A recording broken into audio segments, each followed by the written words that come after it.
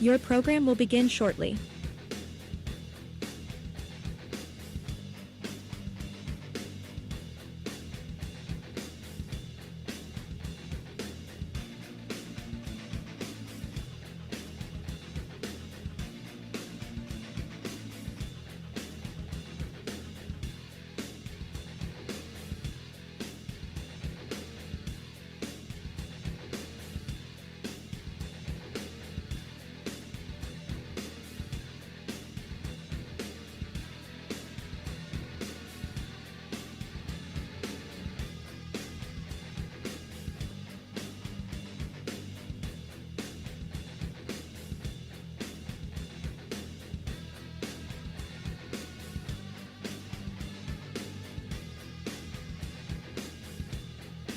Stay tuned. Your program will begin shortly.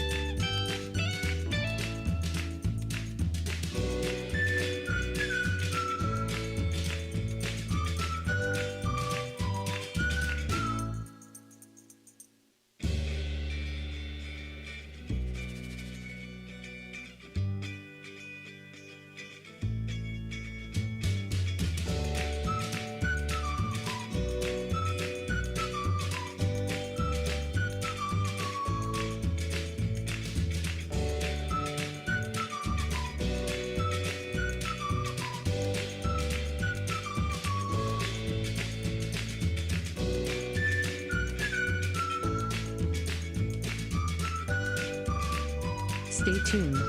Your program will begin shortly.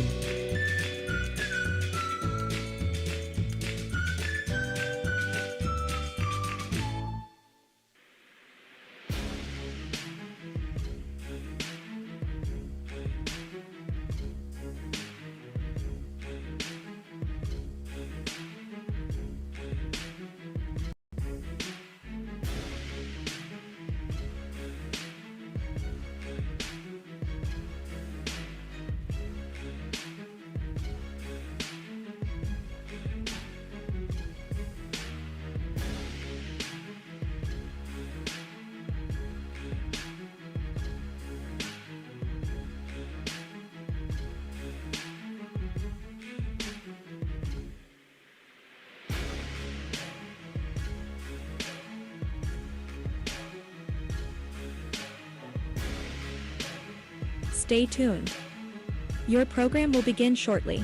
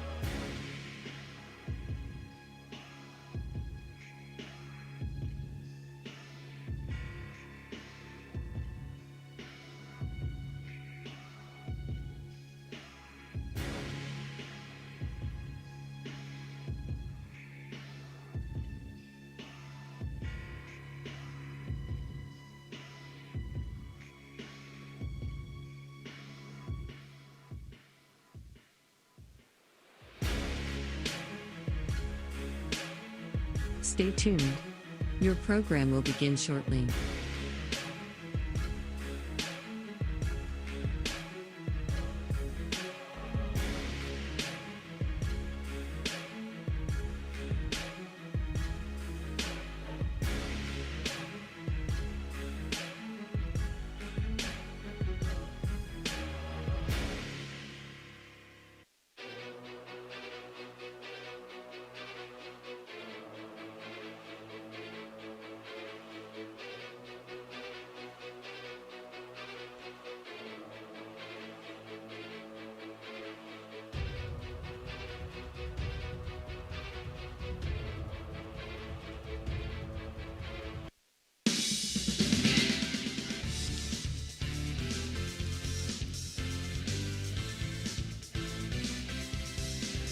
Welcome everybody this evening to High Valley Sports Online Wednesday night coaches show live from the Harp and Habit here in Franciscan Square, Steubenville, Ohio.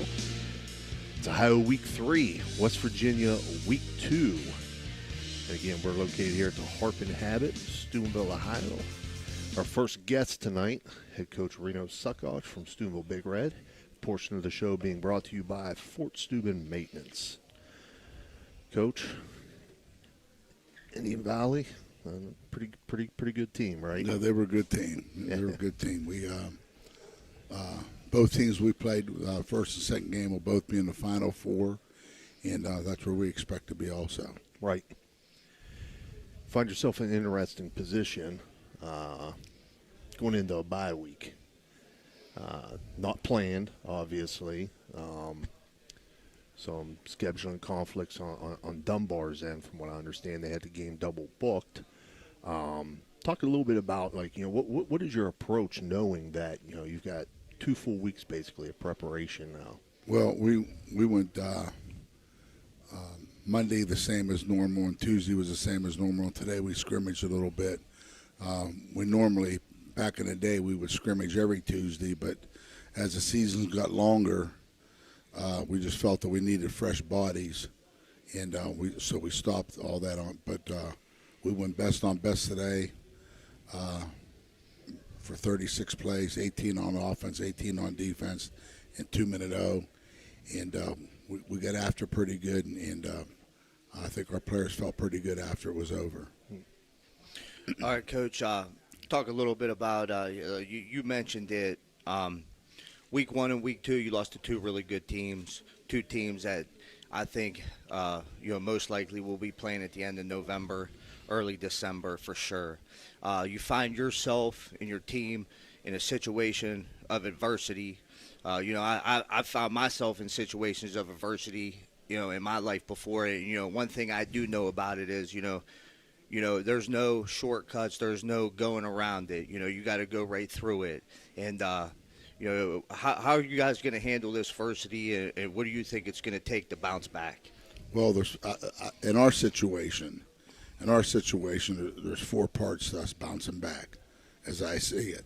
Number 1's the players. They're going to give it their all. Second's the coaches. The coaches got to keep working, keep being demanding, and the players got to be self-demanding.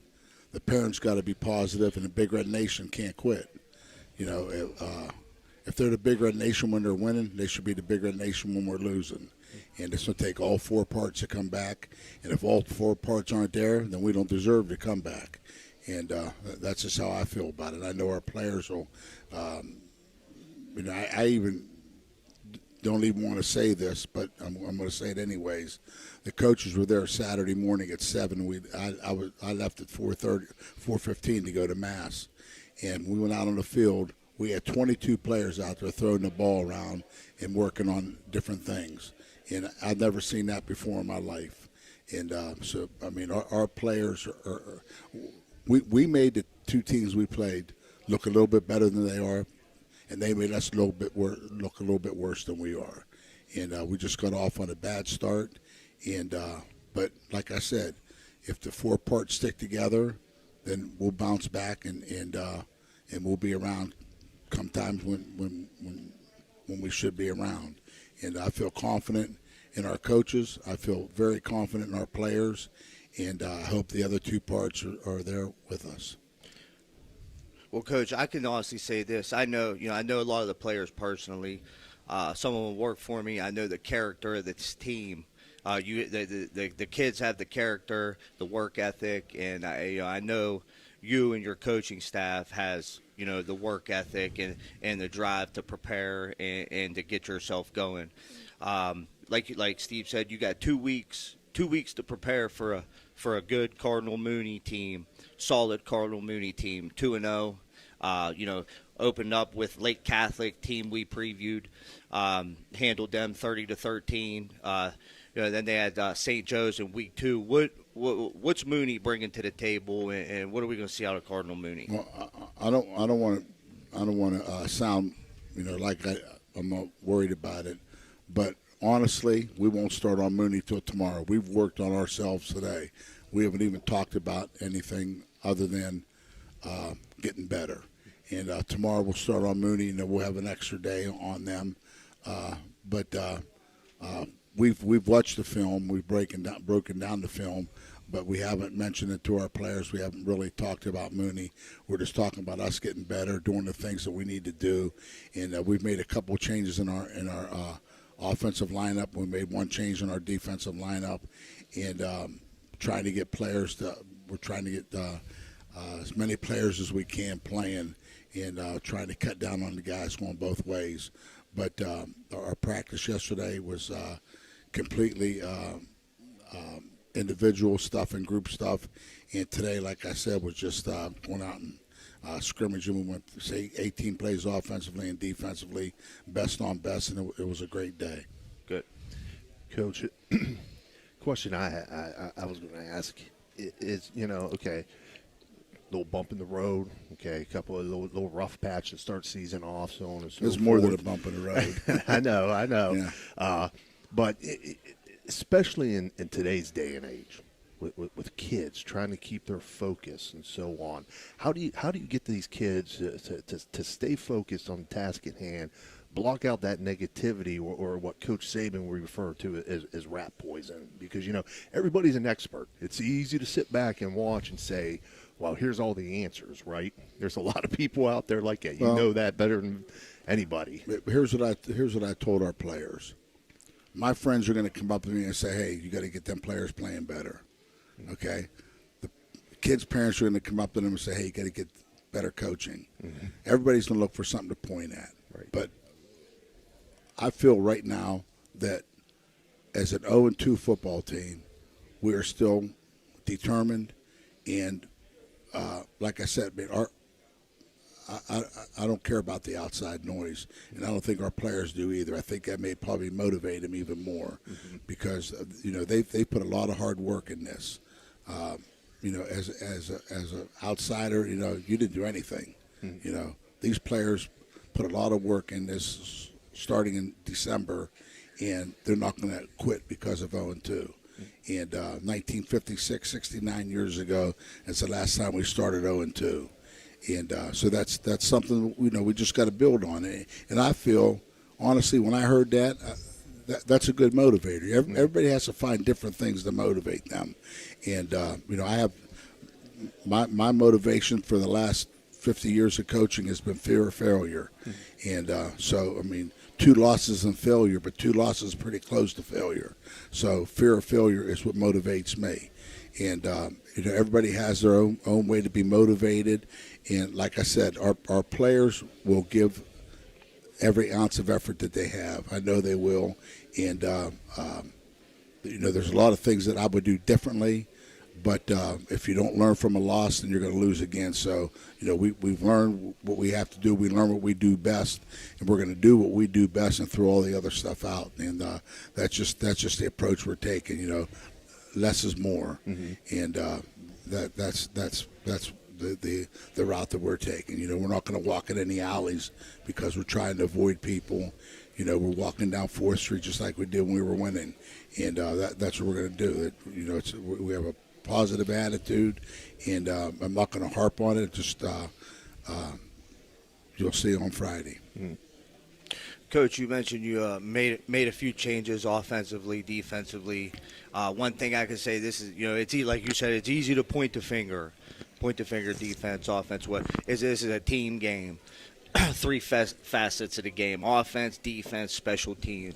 What are some goals, or what is some improvement you want to see out of the offense, the defense, and the special teams?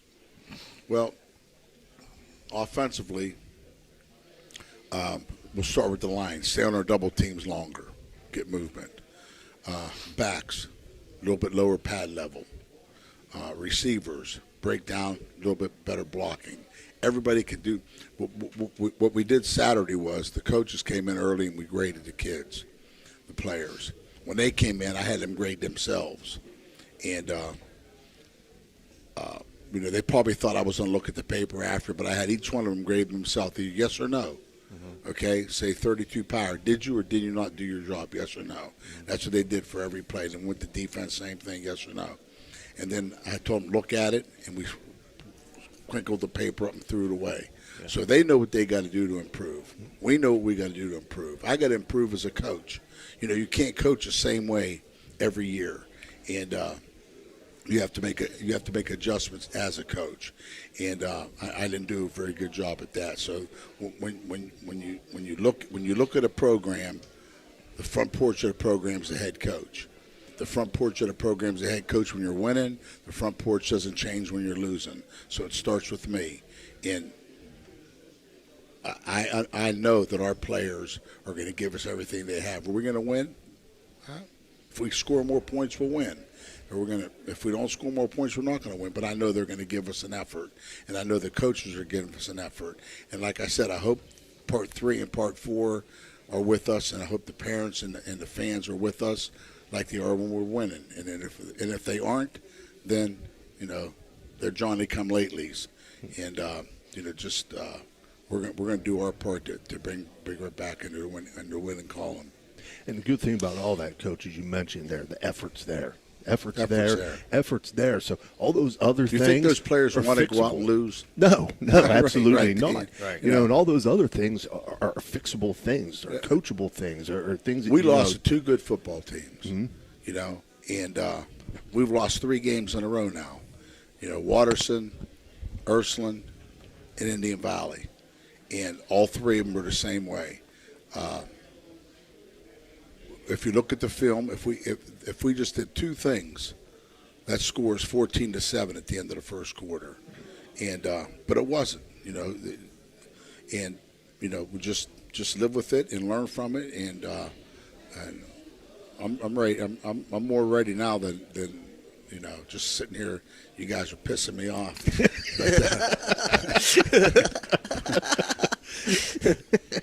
But, Dan's over there laughing and eating, and he never made a tackle in his whole life. Yeah.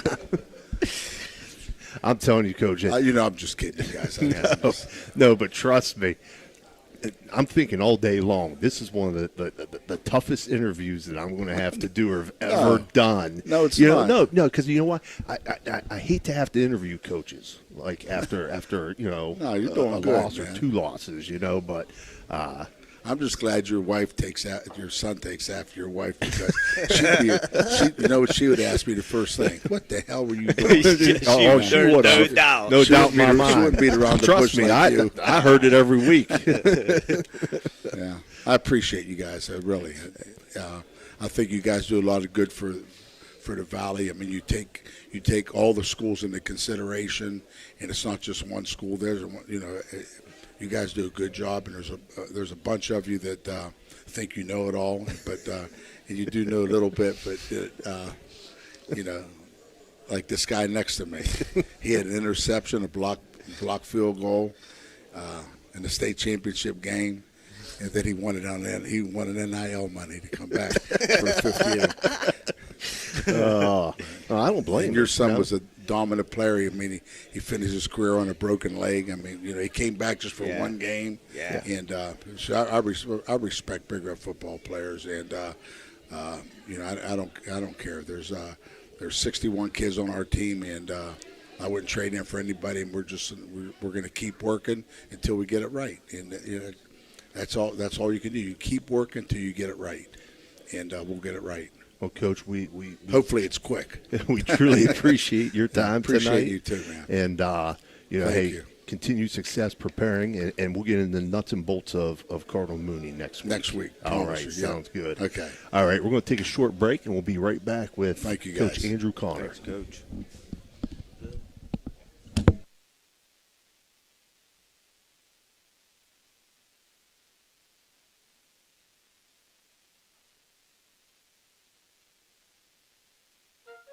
You know, Fort Steuben Maintenance should be your first choice when it comes to any and all construction projects, whether it's commercial or residential.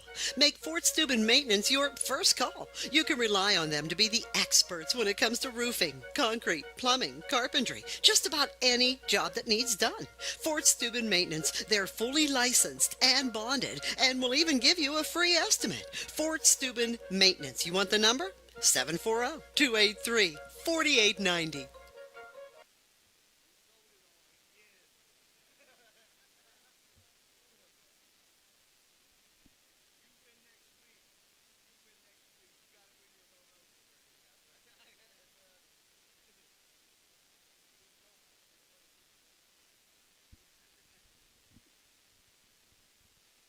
Everhart Bove Funeral Home, they believe you should take care of your loved ones while you still can. Pre-planning at Everhart Bove ensures that your family won't have to worry about the stress of final arrangements during this most difficult time. More importantly, they won't have to worry about how they'll pay for it. Visit Everhart Bove Funeral Home today and discover all the affordable options available. Everhart Bove Funeral Home, Wintersville, Richmond, and Burgolds. All right, we're back here at the Harp and Habit in Steubenville, Ohio, at Franciscan Square, Ohio Valley Sports Online Coaches Show. As I said, Ohio Week 3, West Virginia Week 2. We're now being joined by head coach Andrew Connor of the Indian Creek Redskins. This portion of the show being brought to you by Everhart Bove Funeral Home. Coach Connor, congratulations. Coming off a Week 2 win over East Liverpool. Your team ran for 291 yards. Ian Starkey accounted for 144 of those yards and a touchdown. Bruce Mazer, 101 yards, 3 touchdowns. Ian Starkey was also 6 for 9 passing for 104 yards. So the offensive production was outstanding. And defensively, you were able to force 2 crucial turnovers and enabled you to break the game open. A little review of that win over East Liverpool. I thought our kids responded well. It's a tough place to win up at East Liverpool. Never did I think at any point we would be able to put them on a, clock where, we had a running clock for a while twice in the fourth quarter. And not to interrupt you, but how long since you've won up at East Liverpool? It's been a little while since you guys won up there, hasn't it? Probably, I think the last 2 times we were up there we lost, or maybe the last one. I'm not positive how it's been. But, okay. But it's been at least 2 years, but it might have been 4 years. Right. We defense did great. We went on offense. We had one good drive. We went 95 yards to go up, and then kind of shot ourselves in the foot with another drive we took down deep, and that's when we got the turnover. Gavin Pinnell had a great interception, returned it down. We had a little mingling of the sorts there on the sideline, and then we went in and scored. Our kickoff team then created the turnover right after that, where we were able to go right back down and score. So it was like 7-0 with about a minute to go and a half, and then it ended up being 23-0 because they had jumped off sides on both extra points. We went in the bone and scored twice with Bruce carrying over our left side. And then after we went into the break, came back out, we drove right downfield, scored, and put them on a running clock at 30-0. So, both sides of the ball played well. I thought our special teams played well. I was very, very, very proud of the kids and handling kind of a tough situation. It's a tough place to play, and there was some extra stuff going on, outside the game itself, and kids handled it well, and we were able to get a win. Right. Yeah, Coach. All the credit to you guys. You go on the road twice, not easy to do. We talked about that your first week. You had a TV game. And then them guys were amped up for that. You go on the road, you get 2 wins, you come back home. Coach Daly touched on a lot of the good things you guys did. Where do you feel like you need where you guys can improve? Well, one of the things we didn't do very well is we had a lot of penalties. We had a lot of pre-snap penalties. We kind of hurt ourselves on a couple of drives where we had 3rd and 1 and we jumped, and then we didn't convert. So that's something we worked on this week is just, not shooting ourselves in the foot. I mean, we're moving the ball. we're kind of a methodical offense, that likes to just take what we can get and move the ball. And, when you're sitting at 3rd and 1, man, you can't make it 3rd and 6. And we had a couple where we went from 3rd and 1 to 3rd and 11 because we jumped twice. So that didn't do us any good. But that's one of the things that, I think the thing you always hope to is you never want to get to where you're starting to plateau. So we want to make sure we practice well. And I thought we had a good week of practice, and we're trying to work hard at getting better. And I told the kids, all of us, including myself, you look in the mirror, there has to be something you're not doing that you think you'll be doing better. And that's what we tried to work on this week, is making sure that we're trying to get better and that, whatever we're not doing as well as we could be doing, that we're getting better at it. Good. Right, you touch on those areas for improvement, and as a head coach, you always, tell your kids, hey, we're not there yet. We're still a work in progress. This is only week 3 that we're going into. But when you look back at the past 2 weeks and the success that you have had in those 2 weeks, what would you say has been the formula to that success up to this point, or what can you really hang your hat on and say, hey, we're 2-0 for these reasons? Well, I think when you start offensively for us, it's been our offensive line and the way they've been able to block both on run and pass. And I think, when you look at how we distribute the ball, we've had, a lot of guys on offense contribute. And I think that's an important part of it. And I think, us trying to stay balanced offensively where, we've been able to throw and run the football. And, obviously our bread and butter at Indian Creek is to run the football. I mean, I don't make no bones about that. I'm calling the plays. I want to run the football. But I think we've done well with everything we've done, to a point offensively, and trying to get as many people involved in our offense as possible. And then defensively, one of the things we always talk about is trying to get 11 guys to the ball. And I think we've done a really good job of, playing good defense, especially in the first half, allowing the offense to have a couple minutes to kind of breathe. Because sometimes, it's hard to automatically say, well, we're going to go down and score. And our defense has been lights out in the first half especially. And, the one thing we've been able to do is stop big plays. We've tackled well. Okay, and we've been assignment smart. I mean, we haven't put ourselves in any kind of binds on our defensive side. And our special teams had a couple moments in that Cambridge game, but I thought, man, those younger guys really worked hard, and I thought our kickoff coverage was really good. I thought our punt coverage was really good. So I think the younger kids said, hey, we got to step up now too. And again, some of those guys, first game out, first time in a varsity football game, big jump from JV to varsity, and I think maybe there was a little bit of inconsistency there, but I thought they did a really good job. And I think our younger kids have understood at practice, they really are essential if we're going to be good, because they run the scout offense and defense, and they have to have a good week. And I think now they're starting to get used to, we are, East Liverpool. Now this week we are Union Local. And I think it helped them, and it helped them even in the JV game on Saturday. So, right now I think, the kids understand what you said. This is a work in progress, and we can't take anything for granted.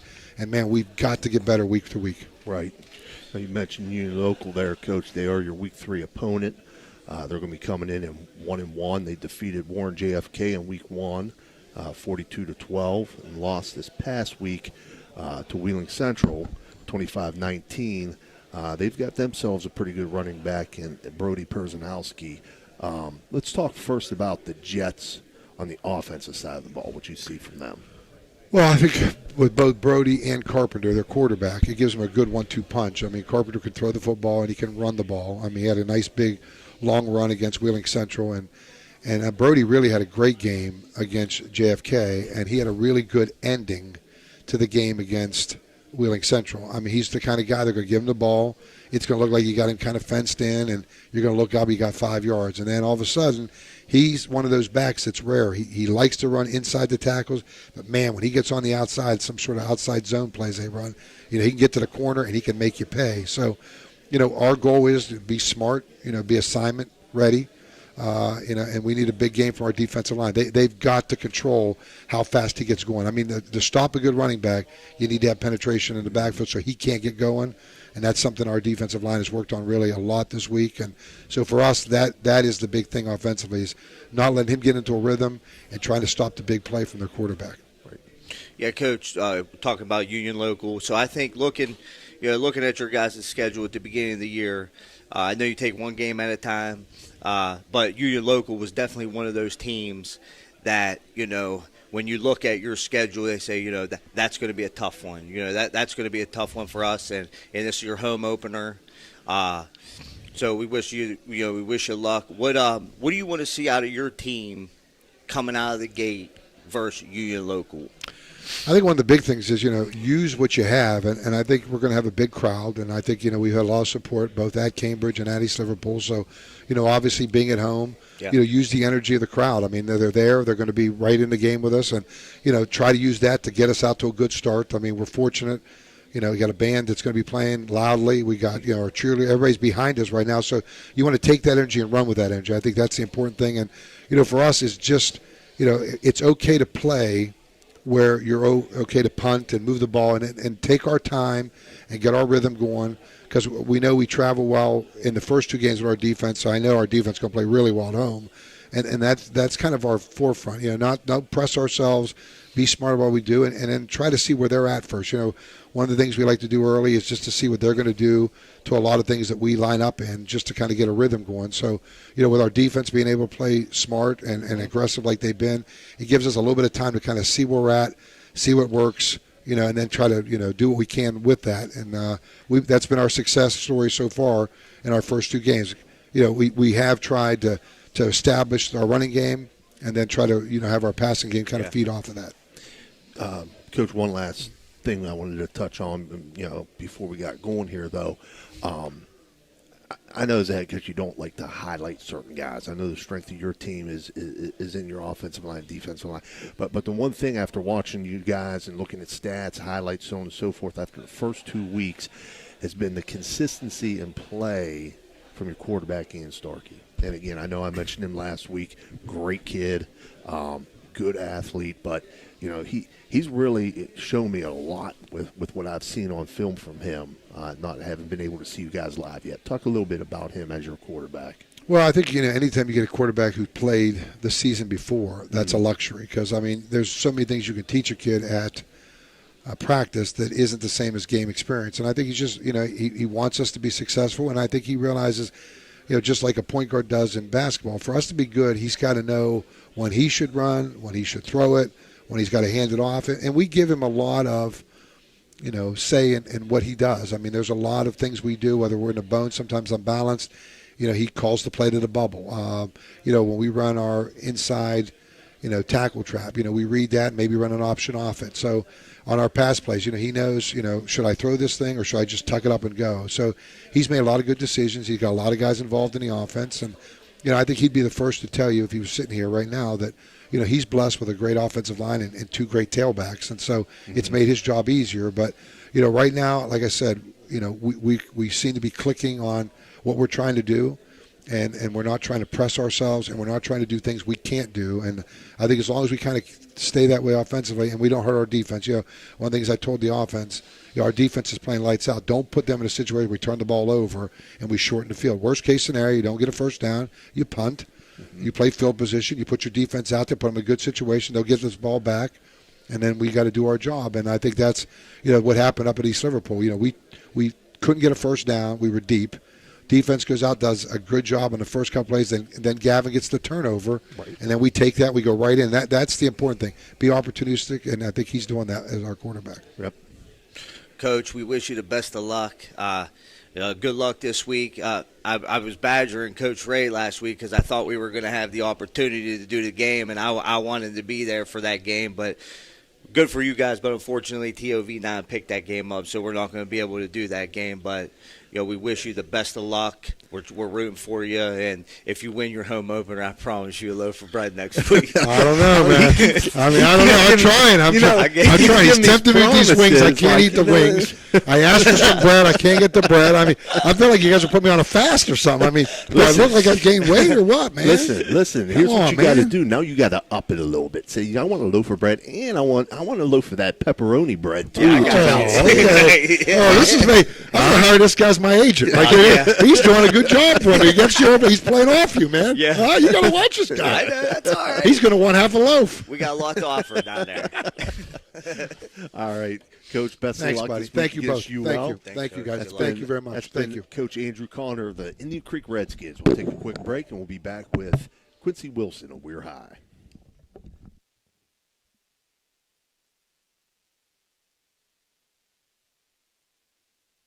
Everhart Bove Funeral Home, they believe you should take care of your loved ones while you still can. Pre-planning at Everhart Bove ensures that your family won't have to worry about the stress of final arrangements during this most difficult time.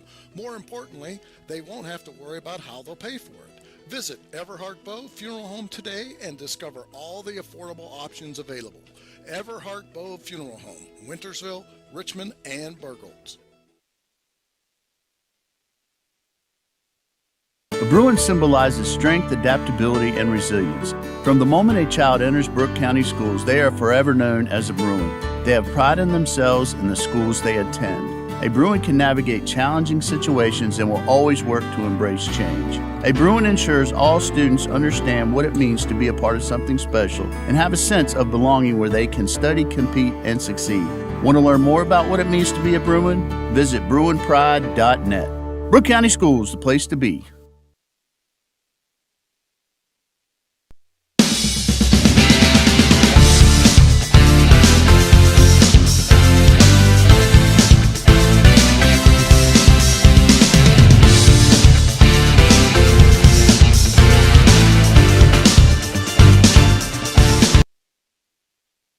Welcome to the Harp and Habit, Steubenville's hidden gem. Here, Irish charm dances with local warmth. Picture shepherd's pie, fish and chips, and soda bread, all crafted with care. Whether it's family, friends, or romance, every meal becomes a celebration. Join us. Where good food meets great memories, you belong here.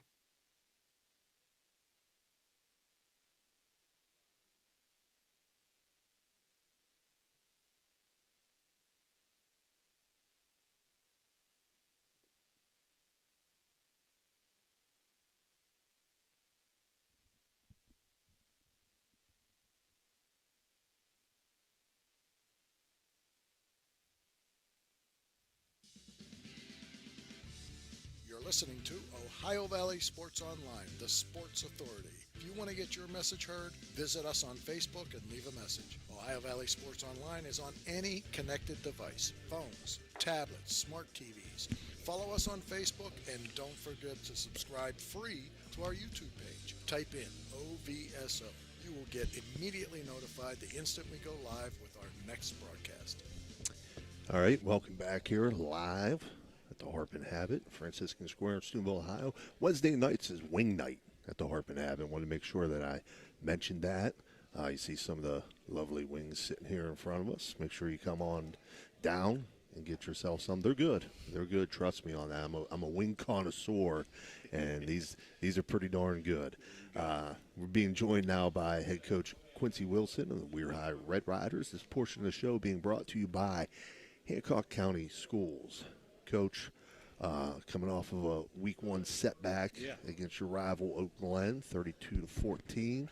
I would say the biggest thing that I saw early on in that game was they got some momentum going early, and they were able to build on that momentum. And we know, as football guys, that's a tough thing when a team starts getting that momentum going. Well, you can't give up a 60-yard run on the second play and then go 3 and out after fumbling 2 snaps. Then the ball goes through your punter's, safety. So, the ball was rolling around. So we were behind like you said, we were behind the 8 ball. But what I was excited about is, okay, where do we get better? I'm always the guy, how do we get better? I mean, do we have to redo pregame? Do we have to redo how we eat our team meal? Do we have to warm up different? So I'm always like, how can we get better at that stuff? And I think with young kids, I think this is where we find out about us, adversity. Right. Adversity. We came out, Oak Glen, hats off to them. They came out, they smacked us, and like you said, they kept the pedal to the metal on most of the game. So, how do we respond? I think we had a great, obviously getting to play Thursday. We had an extra day of prep, so I was excited that they were ready to work. I was like, hey. Usually I'm texting guys after, and I was like, I want our seniors to text, and I want our seniors to do this, and I want our upperclassmen, because I tell them, you don't have to be a senior to lead. You just have to be a guy that wants to do right and wants to help your teammates. So I think to a man, they all looked each other in the face and said, this is not what we want for our season, which is what I wanted. in the last 3 days we've gotten after it. So I'm excited about that, and again excited to get another opportunity, because usually if that was the last game of the season, that it'd make a long off season. Like, oh my goodness, we have so much to do, but we have 9 games left with a bye, and I'm pretty excited about where we're at. Right. Yeah, Coach, like you said, early in the year, we just talked to Coach Saccoccia about adversity. I watched a lot of your guys' game. Like you said, they came out, they got a lot of momentum early, but you guys did respond. You know what I mean? You did respond as the game went on, and you're going to respond, as the season goes on. It's early in the season. Yes, one thing about adversity, and like I was talking to Coach Saccoccia about, there's no way around it. There's no shortcuts. It's in your you face. You got to go right through it. It's in your you know what I face. mean? Yes, we sir. deal with that in our lives, and you're dealing with that, with your football team right now. And what do you want to see out of your football team to deal with that adversity and to bounce back? Well, I think looking in the mirror and saying, well, what did I do? It's easy to say, well, Quincy should catch a ball, or Quincy should make a kick, or Quincy should have made that tackle. That's easy to say. But let's keep our own camp in heaven. We watch film, and I told him, it's a plus or minus. Mm-hmm. Did you get a plus or did you get a minus on this play? We watched it all, and then we added it up. And it was hard for some guys. Yeah. Like, well, hey, I blocked, but I didn't finish. Minus. I caught the ball, but I fumbled it. Minus. So I think, like I said, in their minds, and I think, and I tell everybody all the time, we work hard. Our guys work hard. We practice hard, but there's another level. There's straining. There's blowing to the echo of the whistle, not to the whistle, the echo of the whistle. Yeah. And again, we got young guys, and I hate to keep harping on that, but it's a reality. It's a reality. Yeah. They're young. Most of these guys, they did play, but they didn't play a lot. So now they're seeing significant time.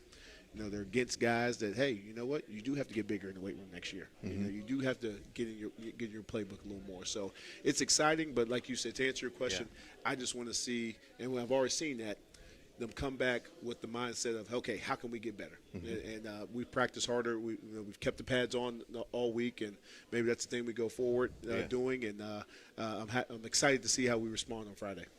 The good thing to hear about all that, though, is when you look at some of that, the effort is there. Right. The work is there. Right. And all those other things are coachable, teachable, fixable things. Right. And that's something that, I talked we talked with Coach Saccoccia about, we had a setback in week 1, but the effort was there in the game. The effort's there all week. Hey, those other things are going to come, correct? Yep. Right. Yeah, everything we're talking about here, it's almost like echoed. I'm just going to say this, Q. Trust the process. Yes, man. sir. Trust the process. You guys are definitely on the right track. You got the effort. If you got the effort, you got the work ethic, and you're being prepared, all that other stuff's going to come. Yep. So you guys are coming into a bye week. Actually, we're John Marshall this week. John Marshall. Oh, John. Yeah. Oh, okay. Go ahead, Coach. Yeah, John Marshall. They won last week. They're Yes. 1-0. They had what you would say a thrilling 23-21 victory over exciting, Marietta on their exciting season game, opener. Right, it was the last second kick. Yeah, second kick. Went back and forth the whole game. Obviously, they're in the same boat as us. Last year, they're 2-8. Played a lot of young guys. This year on defense, I believe 8 new starters on defense and probably a little bit more guys on offense. So, but they have a heck of a running back. And I want to make sure I say his name. Dalton Cooper is the real deal. He's only a sophomore, played a little bit at the end of the year, but he's a downhill guy. Reminds me of me. No moves, no cuts. Just you're in my way. It's going to be a bad day. So again. Yeah, but you did that by choice. Yeah, exactly. I ran that way because I had no choice. So it's like I'm not juking anybody. I got to. That's it. Fastest way to the goal line is straight ahead. So again, the challenge is, hey, this kid ran for it was 18 for 240, 2 touchdowns. Okay, and we showed him the film. We've been showing it the whole week. This guy's coming. 20 is coming. So I'm excited. I think our guys are starting to get a little teed off, and I hope they channel that on Friday with staying in gaps and hats to the football. Right. So, a good running back, you're going to see a lot of a power run game out of them, or they some a little zone, toss sweep, a little mix. toss sweep, some old school offense, tight end, I formations. They do some spread stuff, but no, they're old school. They're going to line up, and here it comes. Stop us. Mm-hmm. 3 facets to the game, Coach. Every team at this point of the season, there's room for improvement. Right. You know what I mean? There's room for improvement. Offensively, defensively, special teams. what do you want to see? How do you want to see your team improve in all three of those Well, facets? the first part is the preparation. This week, we've gotten in our playbooks, we've gotten in on the huddle, we've gotten on our film and our preparation, how we prepare. Because again, it's not rocket science. They're going to line up. If you see this formation, you see this guard go, you see this tackle go, that's what's coming. When there's no tricks. So, getting them to now trust. Okay, my eyes see that. My eyes see it. And these kids, they see it, and they'll tell you. You come off the sidelines, what happened? Well, he pulled. Okay, but what did you do? I kind of hesitated, or I didn't feel the hole. So, I think the more you prepare, it just becomes natural. So I think we're in that phase where the guys trust what they're doing. They're going to be in their gaps. We're going to pick up our blocks. We're going to do what we got to do in that. Second part of that is now execution. Yeah. Okay, you know what you're doing, but we got to execute. And knowing that, hey, these guys practice too. They're going to make plays. We're going to make plays. It goes back and forth. So understanding that. And then the last part of it is the finish. Yeah. If every guy finishes what they got to do, we're fine. We're fine. If my guy's blocking, my guy's not making the tackle. If you're supposed to double team this guy, we double team this guy. So if Weir can't beat Weir, that's been the message all week. Weir cannot beat Weir. Okay, if we do that, we catch our snaps, we do what we got to do, we execute. We'll be fine. Coach, there's the old cliche saying, and I hate it. I can't stand it. Your biggest improvement happens from week 1 to week 2. Okay, and I always look at it as as coaches, we try to get our team to improve every week. Right. But that's the old saying, I guess. So when you look back at week 1 and you're going into week 2, what would you say? Okay, number 1 what's our biggest area of improvement, if I can name one. Number 2, what did we do well in week 1 that we can build off of?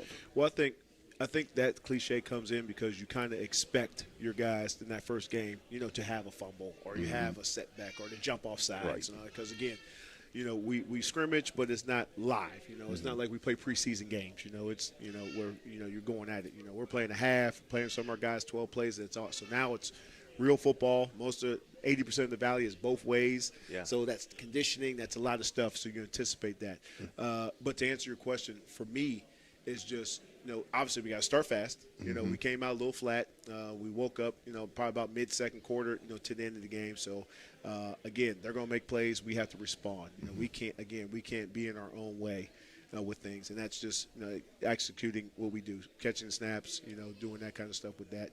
But I think what we did well, when we did execute, we did well. We had 2 turnovers. Absolutely. We had close to 250 yards of offense. Tariq with a big screen play, Isaiah with a punt return. Daniel Hallen played his butt off. He was all over the field, which I knew he would do. So there's the good.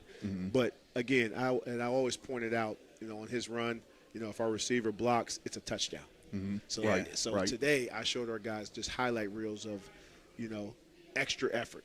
All big runs come from guys busting their butt downfield. Right. Always. Now, sometimes you got a Chris Johnson or some of them guys that can just outrun everybody, but most of the time it's that receiver on them.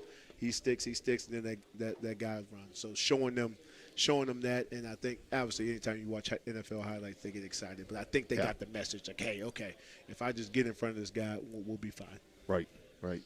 Coach, I tell you what, I'm rooting for you. I know we're rooting for you, and we go way back. And let me tell you something.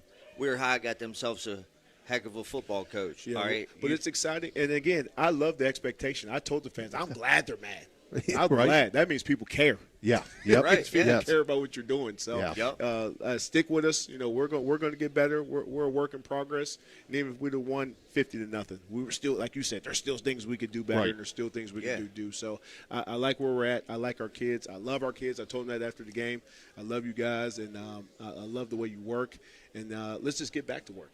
As simple as that. As crazy as it sounds, we only have 9 games left, opportunities left. Obviously, we want to make the playoffs, but that's it. Right. So realize that. We can't leave nothing out there, and let's take advantage while we're here.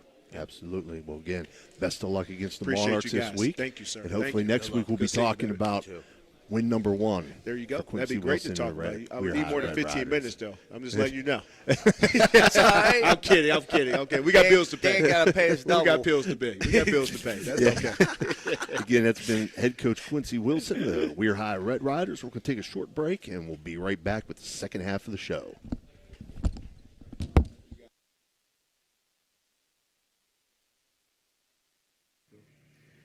Ohio Valley Sports Online is your sports authority. Follow us on Facebook and subscribe to our YouTube channel. Live streaming high school and NCAA sports, plus weekly football coaches shows right here on Ohio Valley Sports Online.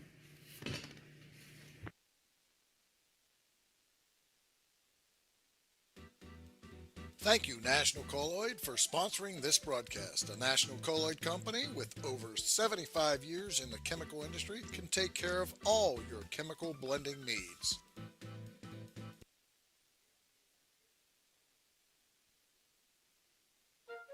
You know, Fort Steuben Maintenance should be your first choice when it comes to any and all construction projects, whether it's commercial or residential.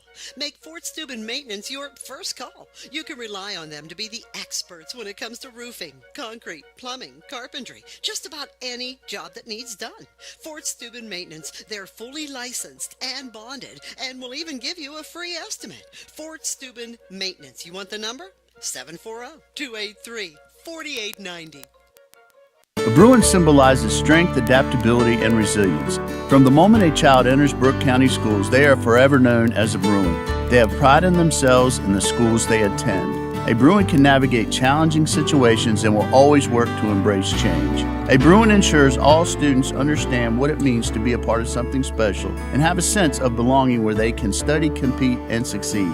Want to learn more about what it means to be a Bruin? Visit BruinPride.net. Brooke County Schools.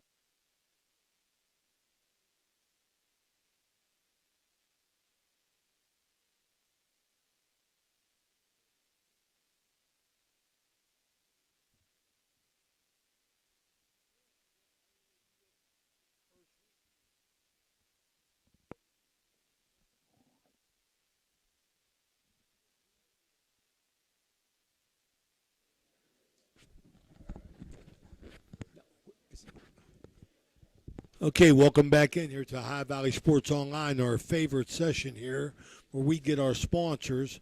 Our sponsor, this is brought to you by the Harp and the Habit here at McCarthy's Irish Pub here on University Boulevard.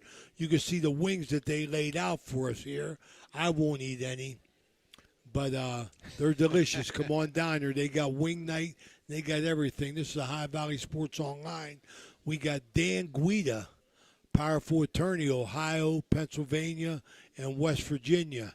Danny, welcome to the show. We appreciate your support. Thank you, Ray. Hey, Danny, one thing I wanted to talk to you about was I know that you were actively involved in the negotiation of oil and gas. How is, just a personal question, how is oil and gas doing? Is it run through here, or is it still active and alive here, and we're benefiting from it? Yeah, we're definitely benefiting from it, Ray. What is kind of gone are the land groups, because just about all the property's leased now. So there's oil and gas leases on most of the property. There are some leasing that's being done, but it's not. It's really not that much. Really, the cases now that we get are related to royalty payments, whether they're making proper deductions or too many deductions.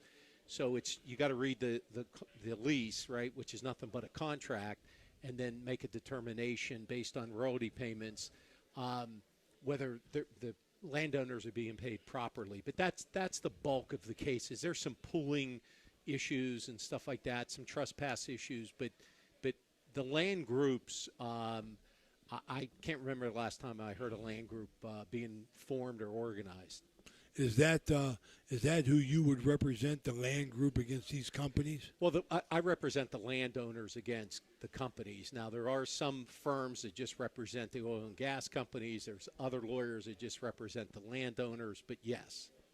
Because everything I read about oil and gas was the fact that it just moves on through, and I was wondering, I wanted to ask you that question, whether it may be Jefferson County, Harrison County, Hancock, Brooke.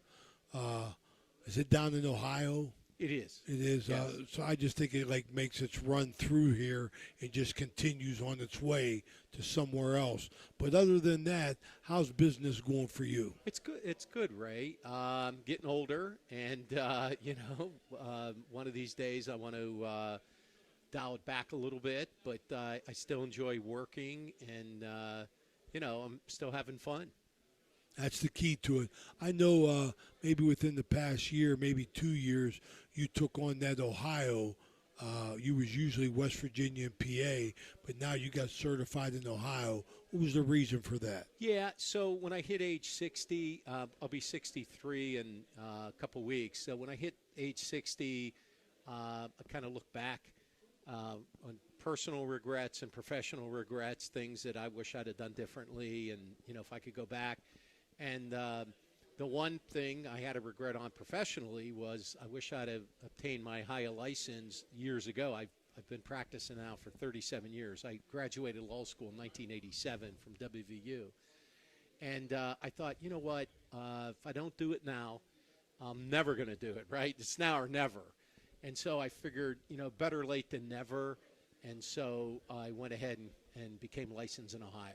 Well, you've always been very, very supportive of the community in which you lived, which was Weirton, West Virginia, but you reached out with the High Valley Sports Online. What kind of enjoyment do you get on just getting involved in other endeavors to help people out? Yeah.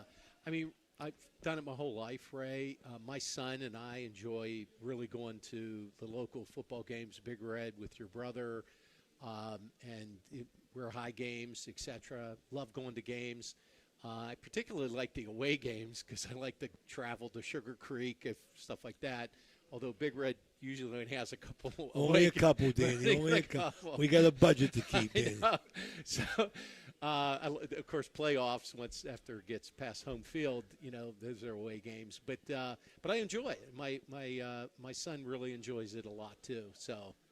That's important. I know Danny has fun at the stadium all the time whenever we see him over there. What other kind of law you've been practicing, Danny? So, Ray, at this point, I'm focused on oil and gas and what we lawyers call transactional work, which is preparing documents for residential, commercial transactions. Also represent professionals if, like, one dentist is buying another dentist's office out, that kind of thing. Corporate mergers, that's all transactional work. The litigation part of it at this point, with my office is primarily limited to the oil and gas, and that's about it. Yeah, you're located right there in Weirton, West Virginia. What's the best way to get a hold of you? Ray, my website, Guida Law Offices. That'll pop up on Google. Phone numbers on there. Email. That's the best way to do it. And you can also, I forget what they call it, but it pops up. If you have any questions, you can immediately ask, an AI operator or something, and they send an email. Oh, is that to right? You. Yeah, it's pretty neat, and I get the emails. Personal chat. That's we've been involved.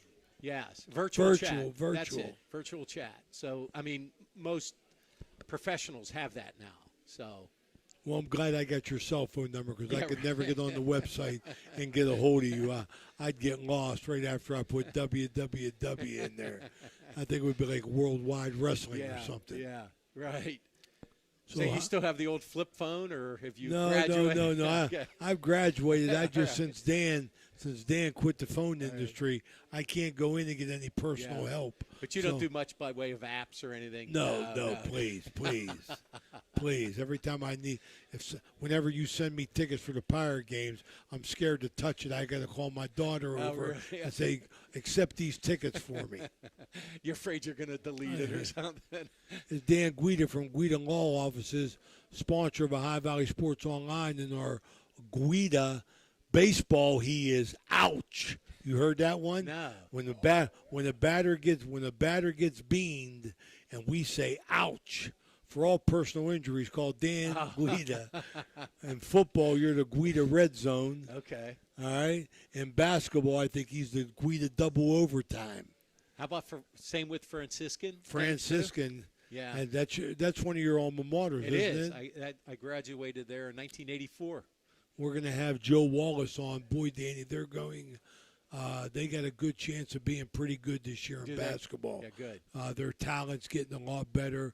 We had Joe here last week talking to Joe, and your alma mater has done some great things up there. And I think, Danny, the biggest thing that Franciscan has done, not getting off the subject, is the fact that they've come off the hill and they've invested here, into this area, which is they're the only show in town, I think, for Steubenville showing some growth. Yeah, and what people don't realize too, when I graduated high school from Weir High in 1980, and then went to Steuben U, at that time, Ray, everybody told me, students, professors, you better start looking. They were ready to close.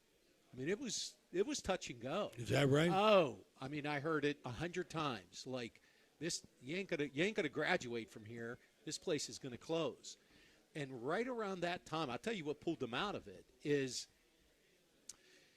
remember the cable system was regional. They never had a national cable, right? You had it in regions. Oh, right. And right in 1980, which is when I think CNN began, that's when it took off nationally, right? Well, Father Mike Scanlon at the time, he was president of the university when I was there as a freshman, actually throughout my 4 years there. He got on one of those shows, and it was it was carried nationally. I forget the name of it, but had a lot of charisma, very bright, brilliant. He was an attorney. Is that right? Yeah. And he got on there, and it was a prayer group or something, Ray, and donations started coming in. And that's what saved it. And then so from my standpoint, and I knew that was going on, but like I said, everybody was saying, you better start looking. And I did. I was looking at WVU. I was looking at other places. I thought, I ain't going to be able to graduate from here. And then 1 year went real fast, right? So then I get into my sophomore year, and I'm still hearing the same things. And I don't know. I got involved with intramural sports, and, of course, time goes fast, right? And I was having a good time and everything. Next thing I know, I'm a junior, and I thought, what the hell with it, right? I mean, at this point. And, of course, they made it, and I graduated from there. But Father Mike Scanlon was the right person at the right time. And had he not been there, Ray, I don't think that university would be there. Say a lot of good things about Father Mike. I know that, boy.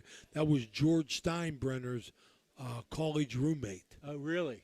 Father Mike Scanlon. Yeah. So that's a little bit of trivia that you can use out there.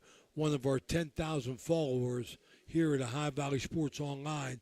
This is Dan Guida from Guida Law Offices. Go ahead, Dan. Best way to get a hold of you. Let our people know. Yeah, so it's just through my website. My phone number's on there. And, if you want to email me, my email address is on there. Or you could do the virtual chat and send a message that way. And that actually comes via email. Anybody that does the chat, and I'll certainly get back in touch with you. And as Ray said, I'm licensed in Ohio, Pennsylvania, and West Virginia. And he's personally responsible for keeping me out of jail on 2 occasions. All right, my man, Danny. Right. Thanks so much for your sponsorship, man. We appreciate it. That's Dan Guida here on the Ohio Valley Sports Online, our coaches show from the Harp and the Habit at Chris McCarthy's Irish Pub on University Boulevard. Thanks for tuning in. We'll be right back with Coach Eric Meek of Catholic Central High School. Guida Law Offices can ably represent your interests in real estate and business transactions, probate matters, and personal injury cases. Please visit Guida Law Office's website at guidalawfirm.com or call them at 304-748-1213. Everhart Bove Funeral Home, they believe you should take care of your loved ones while you still can. Pre-planning at Everhart Bove ensures that your family won't have to worry about the stress of final arrangements during this most difficult time. More importantly, they won't have to worry about how they'll pay for it. Visit Everhart Bove Funeral Home today and discover all the affordable options available. Everhart Bove Funeral Home, Wintersville, Richmond, and Burgolds.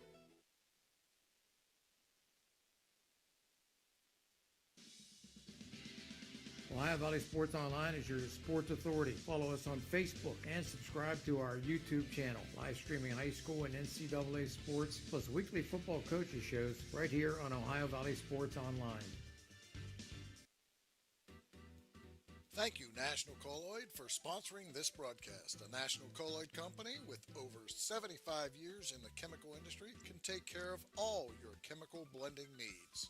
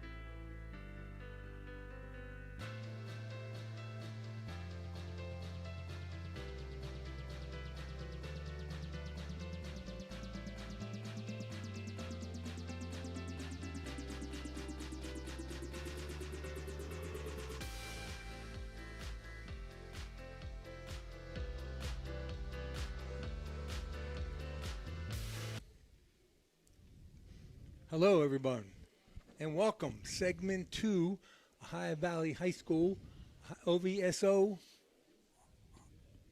We're here with Coach Eric Meek, sponsored by National Colloid Company. Now, just another plug for these wonderful wings here. We're here at the Heart and Habit, as we do every Wednesday, Ohio Valley Sports Online. I'm here with my partner, Phil Ruzak. And Coach Meek, welcome. Glad you could come. Thank you. Coach, saw the game. You ought to be pretty happy with how things went. I looked like it was kind of for 2 quarters, the first 2 quarters. Well, tell us about your take on the game, Coach. Well, I wish we would have won, obviously. You go out there and you compete hard. But I thought the first half we really controlled the half. I think they were a veteran team, a physical team, a team that beat our veteran team a year ago by 2 touchdowns. And I don't think a lot of people thought that the first half would have went the way it did. But we controlled the line of scrimmage. We controlled the football. We had a lot more plays, and then we went into the half with a 12-6 lead. But then in the second half, we weren't able to continue those drives.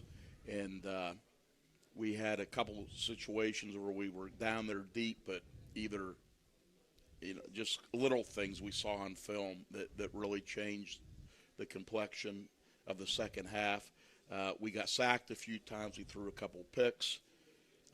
And sometimes those necessarily weren't at the fault of the quarterback on one. We didn't run the right depth on our route that we should have. And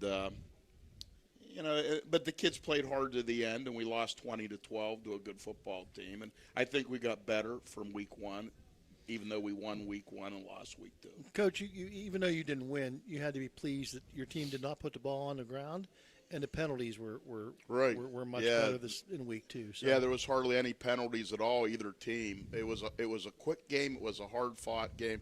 Like I said, Strasburg only had 29 offensive plays, and a majority of them were in the second half.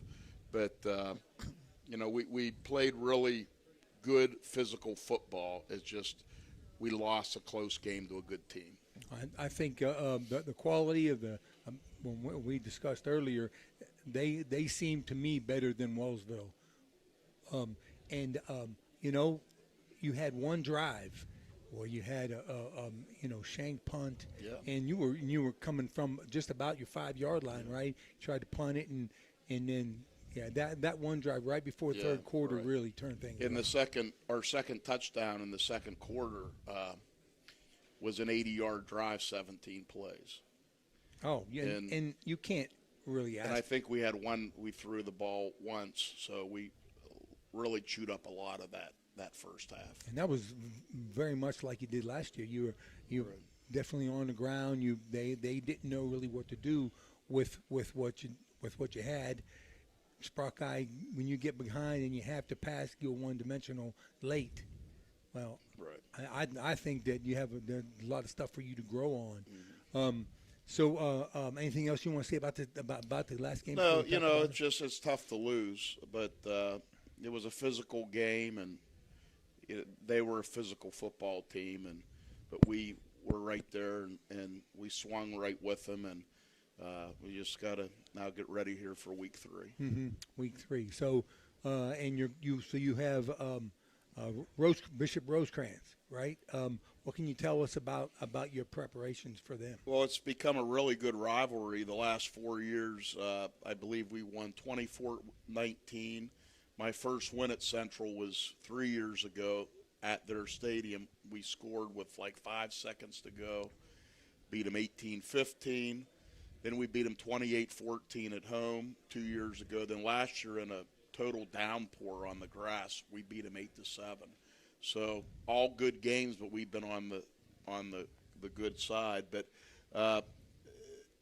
their offense is scary because they have some kids back that are very, very fast. They're not real big kids, but they're fast. Mm-hmm. And if you let them, give them a seam, they'll bust it.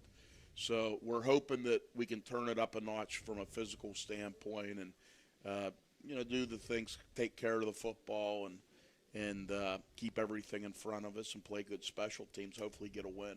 Same coach? Yes. So you all know each other really well? Right. Phil, you got something? This is, as you said, this has developed into a really good rivalry, you guys, and you guys have come up on the winning side. What is there? I mean, defensively, what do they like to do? They run a 40 defense, which is the same thing we saw a week ago. Now, when we go that double tight set, people sometimes adjust, and then we do a counter adjustment. But we also will spread it out. We did that the other night, and we'll do it again Saturday. So we have a couple different plans that we can do to try to attack a defense, what they throw at us. What do you expect? You guys run it pretty similar defenses. You guys like to run the 40 as well. Where's their basic? Where are their strengths? On offense? Yeah. Their skill. They got really good speed. They'll run this toss sweep, and they'll run some reverses. And again, their tailbacks and receivers have really good speed, and their quarterback is very accurate throwing the football. He throws a fade as good as anyone I've seen. How do they match up? How do you match up speed wise? We have some good, decent team speed. Despite the fact that we're young, we're starting 7, 8 underclassmen on each side of the ball. Now this week, without going into detail, due to some injuries, we got to kind of shuffle some people around, and that happens in Division 7. I was telling you guys, Reno and I spoke at the Rotary this afternoon at lunch, and coaching Division 7 can be real stressful on the sidelines because one kid goes down. It's not like I got 60, like when I was at Weir High, I had 62 kids. You're the second string tackle. If he goes down, you're in. Well, in Division 7, if a kid goes down, you got to really kind of adjust on the fly.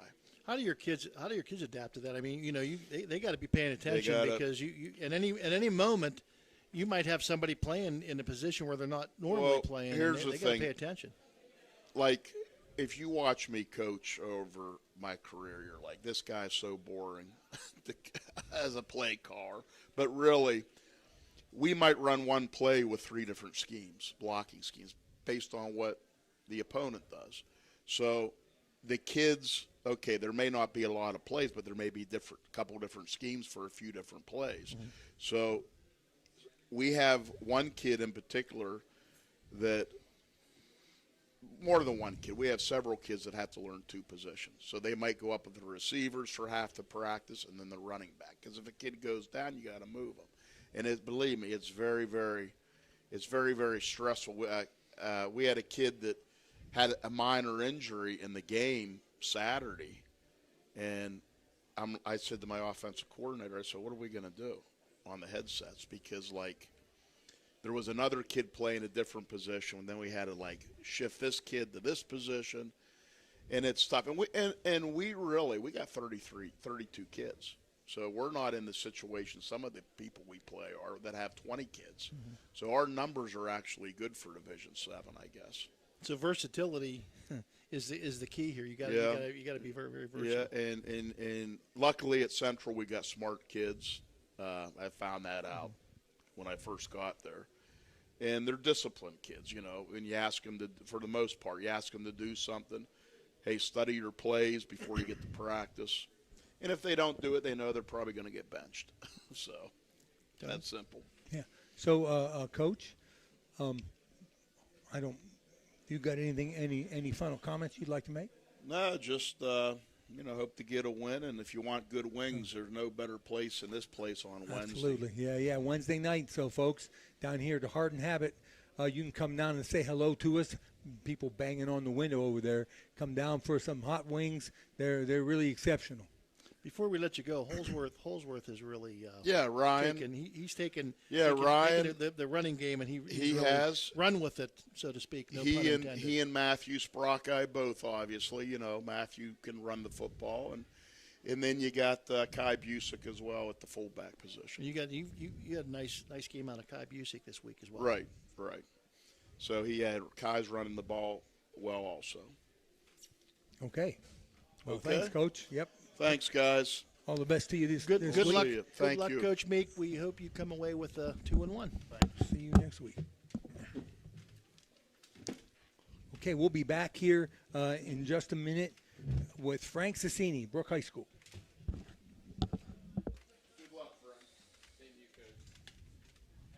It's the place to be. A Bruin symbolizes strength, adaptability, and resilience.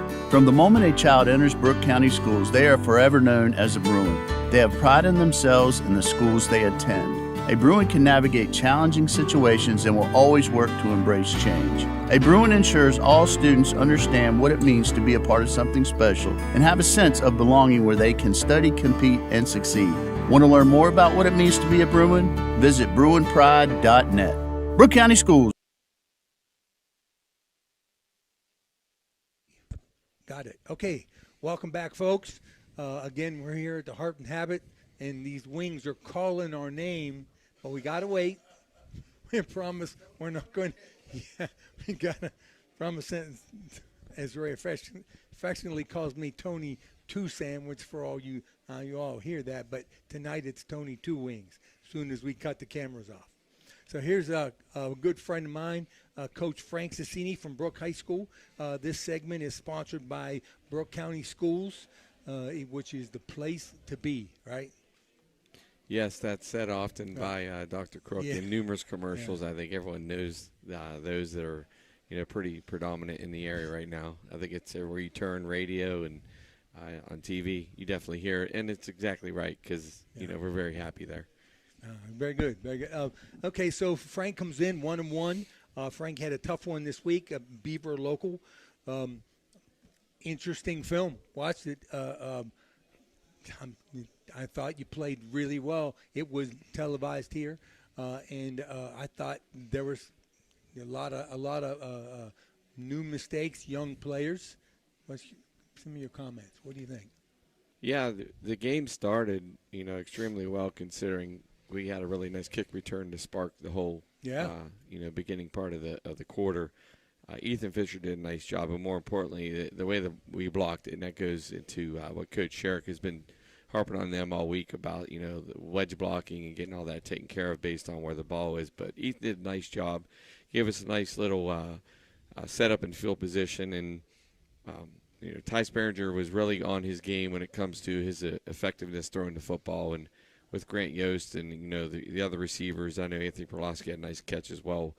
We did a nice job getting the ball down the field, methodically in that first drive, and we kind of missed on a few screens that were to Grant Yost, I believe, but we had a long 4th down and 5 or so, and Coach Fetty had the right call on. We went with a wheel route from our number 3 receiver. And it was just, just out of reach. And, that's part of that first game thing. And we definitely played well. We come out and started out well. And then, unfortunately, we let them drive down on the next drive. And we had them actually stopped on a second or third and long and had a sack. And, credit to their quarterback. He's an extremely good athlete. And they got out of there and got down to the 5, and they finished their drive. So that's a credit to Beaver Local and their coaching staff and how they put things together. But we dug a little hole there in the first quarter, and then in the first half, we played a solid game in the first half. Other than cleaning up the miscues that do happen in the beginning of a first game with misalignments and missed tackles and.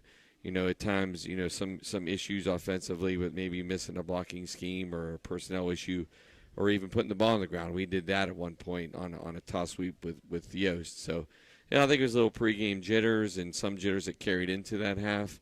But, we're at a point now we've played 2 scrimmages in a game, and those things got to be, put away now, and it's time to, focus on everything moving forward.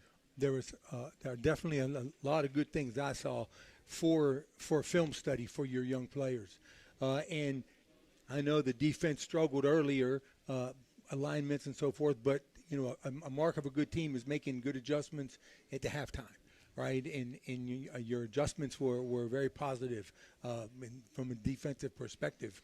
And that's got to make you feel good going forward. Yeah, and the credit. Guys upstairs are are on it. You're right, and a credit, goes to Coach DiMarzio and the adjustment that was made at halftime, and we actually come out in the second half and we play with a lot of emotion again. So, I always talk about, them continually playing hard and not giving up. And, we had gone down 14-0, and we were pushing to block the extra point. And we had a strong push there, and we actually got one blocked. So we did block one of theirs, and then we actually blocked the punt. So when it comes to the phases of it, it's there. We're seeing it. It's a progression that we've seen in advance, considering what, we didn't do very well in the Wheeling Central scrimmage. We went ahead and played very well. Didn't have the outcome that we wanted and what we'd seen on the scoreboard. But our kids were playing extremely hard in all three phases, and they were listening to the adjustments and things that were installed at halftime. And we were definitely, keeping them in check. I think they had only scored a touchdown, in the second half. And, we didn't quite get what we needed on the offensive side. But there was a lot of things to take out of that game, considering, the effort and the kids and what we're looking at, considering moving into week 2 now. And they say, the biggest jump is moving into that second week of football. Yeah, absolutely. Phil? Frank, excuse me. you didn't get dominated in that game, so that's got to be a plus for you guys. The team that played already in the week, you guys, it was a fairly even game, other than the fact that they finished drives and you didn't finish drives. And once you get down, you have to change your game plan. You have to do something. You have things a little bit differently. Talk about some of those things that happen and what your plan is to correct those things for this week. Well, we'll start with we worked on being more physical defensively the way we tackle this week. So we changed a lot of our beginning part of our practice, and we're doing a lot of contact hitting and wrapping and those kind of things that Coach DiMarzio harps on daily. Fundamental football. And it does come down to that. We sit and talk all the time about X's and O's and what should be done. It really comes down to blocking and tackling. So those are things we're trying to clean up. Those are things that really haunted us defensively.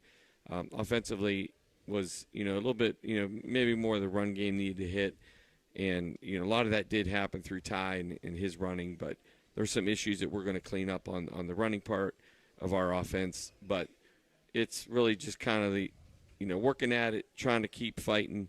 We have probably 3 seniors on the defense and just about that many on the offense. So we are definitely, in a tough position last week, going against a team that had 10 seniors on offense and probably 8 or 9 on the defensive side. And, they were a very physical team.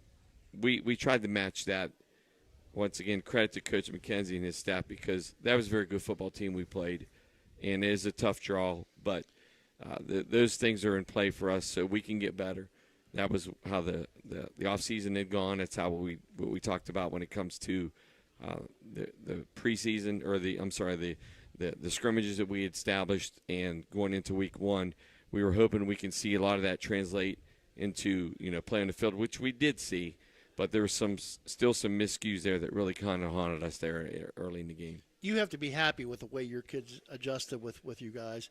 Mike McKenzie likes to run the spread. He likes to run. They can do pretty much anything. They can throw. They can run. So you have to be happy with the way your kids react. Absolutely, and it's a multi-phase attack the way Coach McKenzie does it, because he will jump into double tight stick eye stuff, which he does in his short yardage, which we had seen, and there were some things we actually liked in the special teams area where we knew we can give them fits there. And, they didn't punt the first half, so that's credit to them again. But when they did, we were on that. Our special teams did a nice job throughout the night.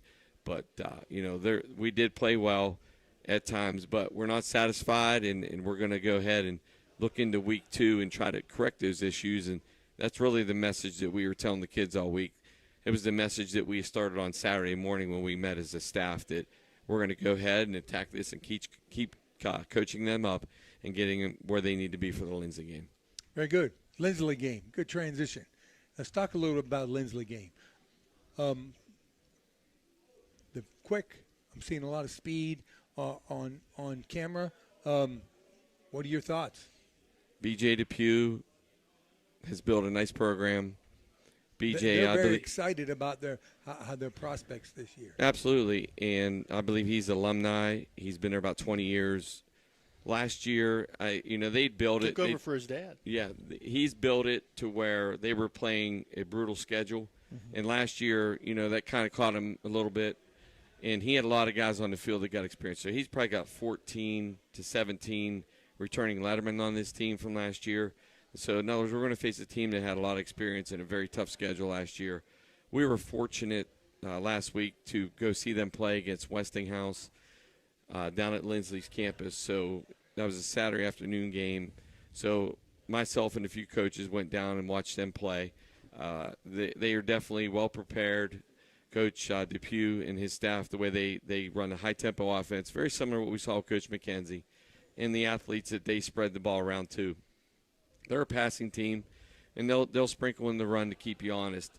But there's some athletes on the perimeter that we're concerned with, is, you would see in a Lindsley football game and the way they run their stuff. But offensively or defensively, 4-2-5 look. We're familiar with that stuff because we used to run that stuff in the past, Coach Fetty and myself. So we know a little bit about the 4-2-5. They run that defensively, and they're big up front. They got the kids that have come over from overseas. They've got some kids that have transferred in there. Yeah. But their quarterback, he can flick the ball around the field and the quick release and the way he can actually extend the pocket. That's a concern of ours as well. But we feel like, we'll be ready. We've been prepared. We could play a little bit off of what we had watched last week with the way Beaver Local runs their offense. And it's very comparable to what we'll see this Friday night against Lindsley. Very good. Phil, anything? Nope. All right. Just best of luck to you this week. And Phil, thank you. I just hope you're 1-0 this week. We're going to try. 1-0 and team in degree. Tony, thank you. What's that? Okay, yeah, that's right. So it's going to be on OVSO this Friday. Yours truly will be on the field, and Steve Daly and Reno Saccoccia will be up in the box. Really looking forward to getting down there and seeing the game from a sideline perspective. I'm very excited about. I think we're going to have some good weather, and it'll be real nice. We're excited about having you guys. It's an open door policy. We'd love to see you on our campus so we can promote our kids and our campus and show the brand that Dr. Crook always talks about. So we're happy to have you guys there to get our name out there, get our brand out there, and to see our kids play some sports. I'll be watching. Don't embarrass me. Okay. All right. So Brook High coach Frank Cassini. We'll be back shortly with Oakland coach T.J. Miller.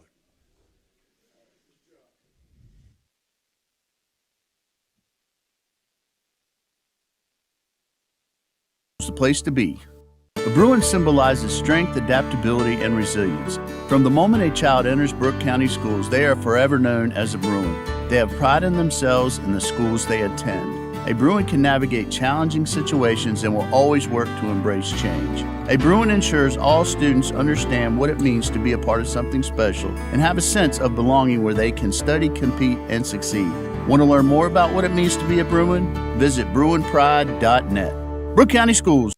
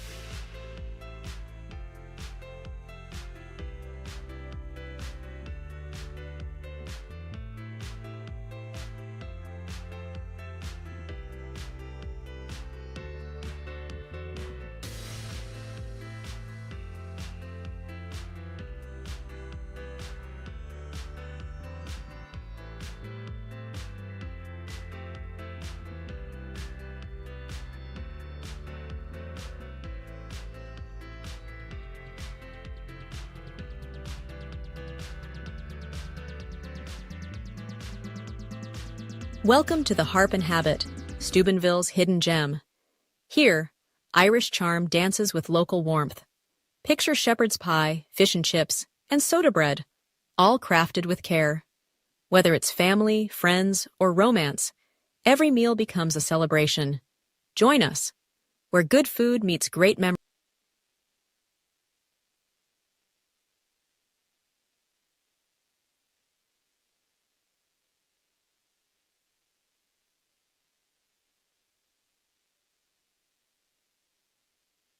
Discover the thrill of local sports with Ohio Valley Sports Online, your go-to YouTube channel for all things sports in the Ohio Valley region. Dive into live games, exclusive interviews, and expert commentary that keeps you at the heart of the action. By subscribing to OVSO, you ensure you never miss a moment.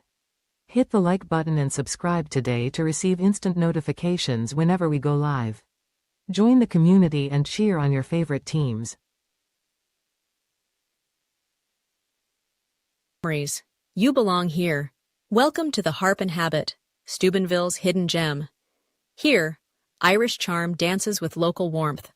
Picture shepherd's pie, fish and chips, and soda bread, all crafted with care.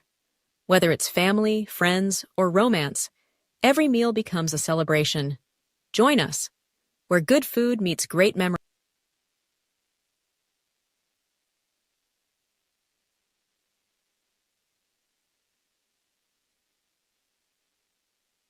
At Presley Hearing Center, your journey to better hearing begins with us. Our certified experts are dedicated to understanding your unique needs, ensuring a superior experience every step of the way. Discover the latest in hearing technology with Starkey's newest wireless hearing aids. Don't miss out on life's precious sounds. Call today to schedule your personalized hearing consultation. Presley Hearing Center, where hearing care is healthcare. For 37 years, Raggi Home Improvement has stood as a beacon of reliability in Weirton, West Virginia, proudly distributing Provia windows and doors. Their unwavering commitment to quality and customer satisfaction has transformed countless homes, allowing families to enhance both aesthetics and energy efficiency. With free estimates, Raggi makes the process approachable, ensuring homeowners feel supported every step of the way. Their long-standing presence in the community not only elevates local homes, but also fosters trust, making them a cherished partner in home improvement. Okay, so where do you go for fish during Lent? Why, Steve's Fish and Chips, of course. Great fish sandwiches and excellent fish junks. Oh, and shrimp, too. Plus an assortment of sides. It's great during Lent, but Steve's Fish and Chips is an excellent choice anytime. They have burgers, chicken wings, and salads, too. You've got to try the fried pickles. Steve's Fish and Chips. Call today and order 740-282-3261. 740-282-3261. SVRTA can connect you to all kinds of destinations. Whether you need to connect to the Pittsburgh Airport or connect across the river to Weirton, SVRTA has the connection you need. SVRTA and its connectivity can also connect you to Wheeling, St. Clairsville, Robinson, and downtown Pittsburgh. With SVRTA and its affordable annual pass, wherever you need to go, SVRTA can connect you there. Looking for a one-stop destination in Chester, West Virginia? Visit Cheney's Sunoco, where you can fill up your car and satisfy your cravings all in one place. Enjoy piping hot food, mouth-watering subs, and delicious pizza, all prepared fresh just for you.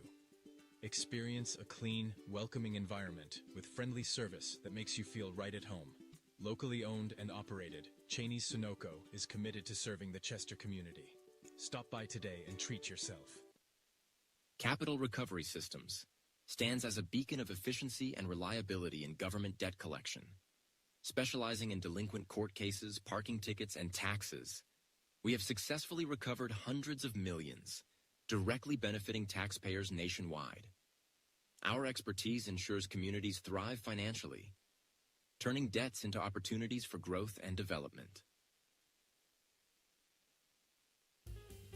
Trying to find a local, family-owned pharmacy that doesn't treat you like a number, they treat you like, well, you.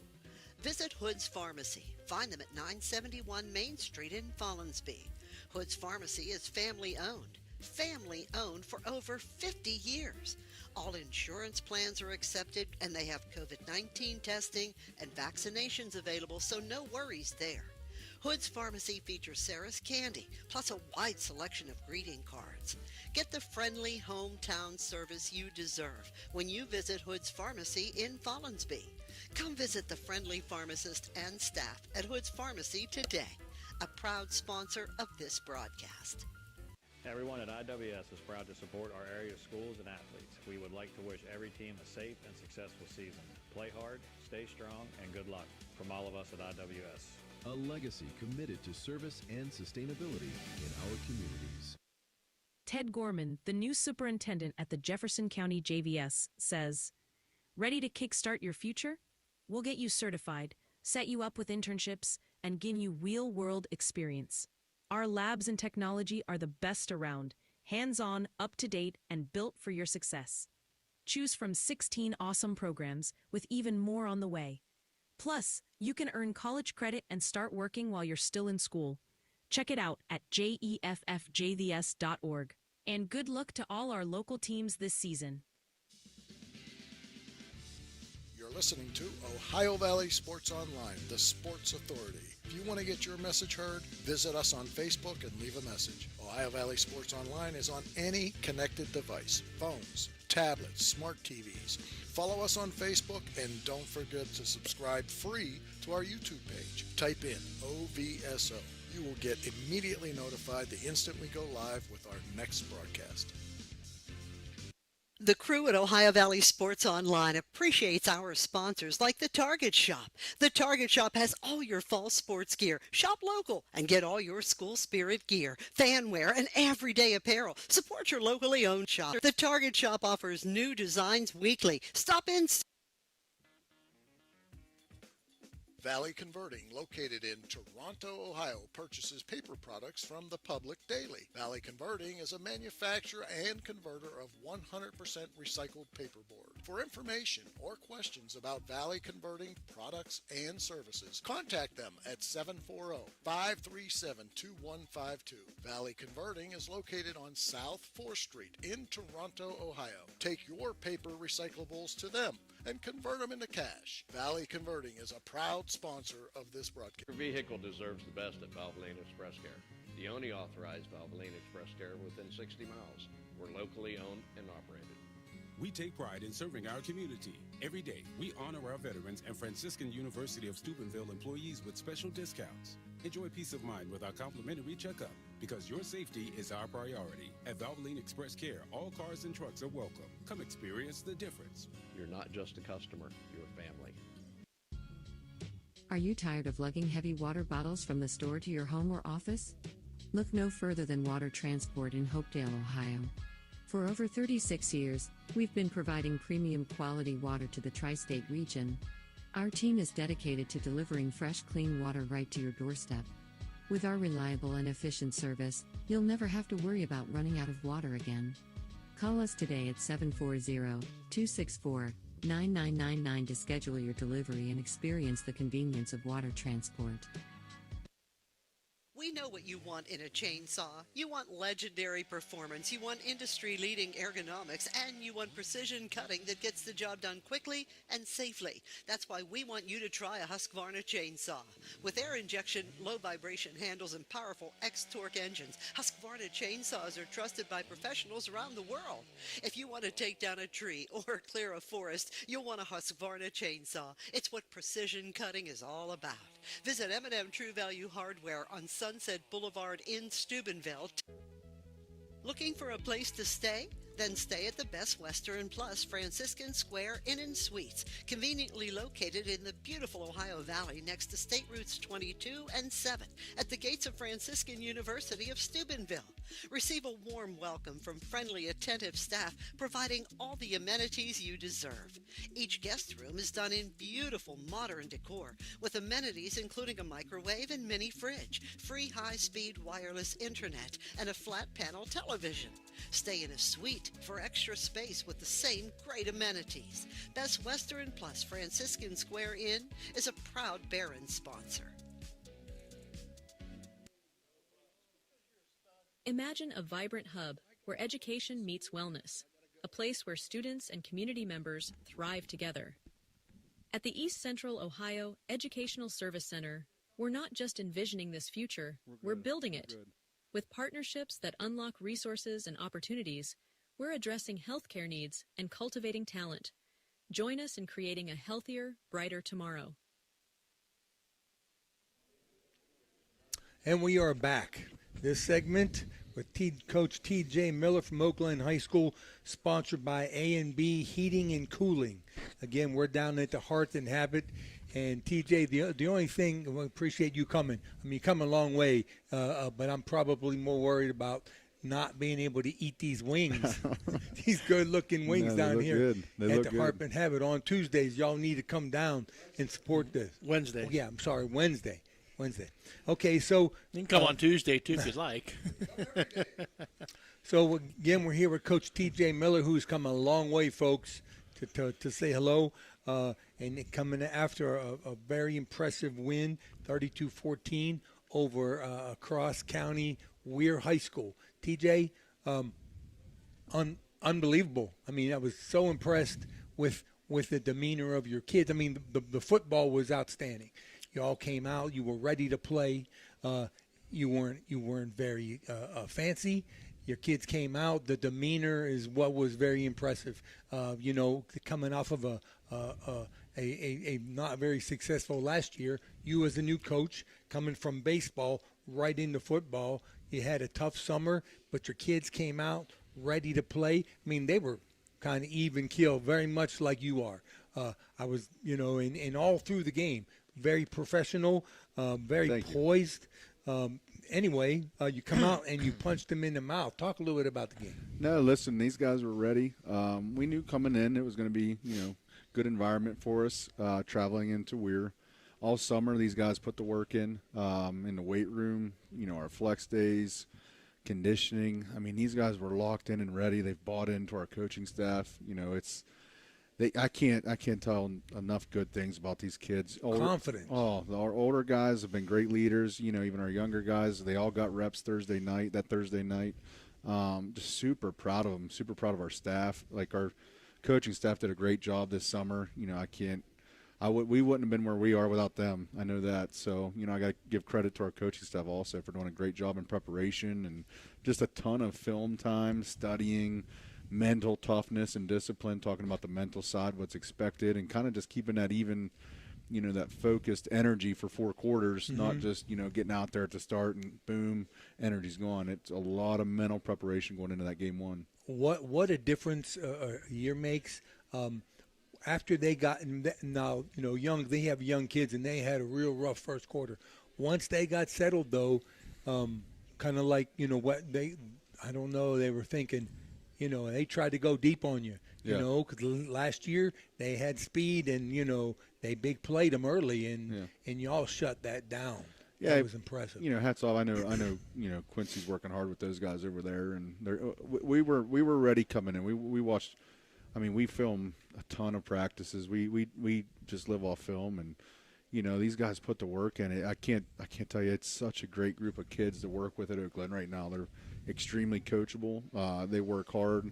They've bought in, to everything we're saying. And these guys, like, you look at the huddle stuff from what they're looking at, and these guys are studying their plays. They're studying film, like we see it. I see them in the hallways talking football and plays and film. Like, very good. It's such a cool environment to get going. And, when I was hired, I said, from day one, what I wanted to establish, or at least help establish, is a great culture. A place where kids want to play football, enjoy it, learn about football, and most importantly, learn about bigger things in life like discipline, accountability, respect for the game. And I can't express enough how well these kids responded going into Thursday. They were focused. They weren't overbearing with the energy. It was just it was a steady energy the whole game. That's what I saw at halftime. Excitement. A lot of good mental preparation going into this game, and these guys responded. Older guys, younger guys. It was a great team effort. They all got in on Thursday, which is always a big benefit, as long as it goes in our favor, of course. But, unfortunately it did. And it was a good experience for our whole team and our whole staff. The energy was great. After that first touchdown, second play of game, Logan Murray takes it to the house. Logan Murray. I got one of my young coaches, Coach Logston, who does a phenomenal job for us, hitting him up. He jumped so high, hitting him up and doing that thing, touching shoulders and stuff. And just the energy was great. It was awesome to see. And, it was really cool. So talk a little bit about Logan. You had to be happy for Logan because he missed all of last year after the car accident. I was going to ask and he's about that. such a competitive kid. Yeah. You had to be thrilled to death. You couldn't have scripted it any better for the 2 long runs, from scrimmage, and you had to be really happy for him. Yeah, Logan, he puts a lot of time in film, studying his plays, the weight room. Like, he does a lot of the right things. He's such a hard worker, and I love Logan. In the summer, him and I I like getting a good relationship with all the kids and stuff, and keeping it fun and stuff. And we go golfing. I go golf. I go golf with some of those older guys sometimes, and just for enjoyment to get out and get out of that football environment for a second. He's one of my golfing buddies, and him and I are undefeated right now, just for the rest of the young guys watching. So, but no, he's such a great kid. He's a hard worker. I could go on and on all night about Logan, and how much he means to me, our team. Me personally. It was just nice to see his success after having to suffer through last year. Especially when missing, he couldn't play. he missed the whole season because of that neck injury, and which was unfortunate because I know he was itching to get back on the field. No question. His fire was there for Thursday. He was antsy. He was a lot of run. Yeah, no, he's got that extra gear. It's like I told a lot of people, and that was the question. Obviously, was what's it going to be? What's going on Thursday? What do you think? And I just said, hey, my response was always, I think if, we've put the work in, we've put the preparation in, we've put the film time, the 2-a-days, the practice. If we go out and execute, I think we're going to surprise some people this year. And I know we surprised some people that Thursday, in the manner that we played, and hopefully, we keep it going. And I preach to these guys one game at a time, want to know every week. And we celebrated that night, had a great time. We were right back to work the next day and got right back after it. So Cam Hebrook. Cam Hebrook, yeah. Hebrook. That's your jumbo. Yeah. Your jumbo running back. Yeah. Talk a little bit about. I mean, fiery. He's a fiery young man. He's you got him. Oh, go ahead. He's talk about him. He's an extremely respectful kid. I don't even want to say kid. He's like a man amongst boys out there. He's an animal out there. He can do it all for us. Extremely athletic. A phenomenal player on both sides of the ball. Good hands. Oh, he's. I mean, he threw the jump pass, right? The Tebow pass to Christian Tebow Chapel. Pass. Yeah. He did. Outstanding. He does a phenomenal job for us. He does. He was our do-it-all, and he plays with such aggression, but it's controlled aggression. He plays, especially on the defensive side. He had a few sacks and finished with like 8 or 9 tackles, and just was living in the backfield creating havoc. And he was a huge plus for us on Thursday night, and. Just such a dominant player on the home front, on the offensive line and the defensive line. Yeah, he's a critical guy. Oh, he's huge. He's such a huge piece of our team and extremely coachable kid. Hoping we can push him to the next level, college ball, because he can definitely play it. He's just a big boy. Yeah, he's 6'3" and every bit of I'd be guessing 240 right now, but he's such a big boy and just plays so hard, and he's a key piece for us for sure. I was on the sideline right where Maddox Bowen high pointed the interception, which was really nice. He's just a little guy. I mean, I was really surprised. Number one, how small, right? I mean, and his athleticism. Yeah. I mean, he's only a sophomore. I never focus. He seems really bright. I never focus on his size because he has such a big heart and he plays out of his shoes. Absolutely.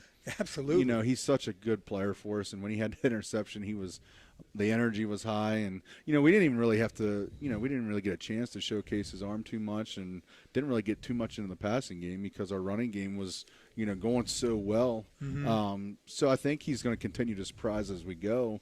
Because he is such an athletic kid, I was fortunate enough to coach him in baseball this past season, and he works extremely hard as well. His work constantly. Work ethic is second to none. He's always on the field after practice. He'll go in when we're not at the field. He's out there putting work in. He's extremely athletic, hardworking. You couldn't ask for a better young man to lead the offense. He's just such, and that is contagious. Yeah, it spreads. A lot of our kids. I know during the summer. He's constantly trying to get kids out there to throw routes and get some route time up and work on some things. So, which is huge for our team. The work ethic alone, it's contagious. The other kids see it, and Maddox. I love coaching Maddox. He's such a good kid. And you got him. I was fortunate enough to coach. I was fortunate to coach him spring and right into summer. So I already had that rapport with him, and I could be here all night. Same as like Logan, I said earlier. I could be here all night talking about Maddox and how great of a kid he is, and he's just such a big piece of our team. He's a good leader for us. I think he commands our offense real well. And then, even defense, he's getting out there high pointing the football, getting a nice pick on the sideline. So I was surprised. Yeah, really not ideal. You don't want to have your quarterback playing defense, but he's so good in that defensive backfield. Yeah, he's got to be out there. He's got a good football IQ. He's got a knack for the ball. He's a very good tackler for us. Like I said, he plays out of his shoes. He's such a good piece of our team, as well as several other guys on our team. We got a nice, really, really nice group from young guys to old guys this year that have just been so great to coach. And your staff, they were very.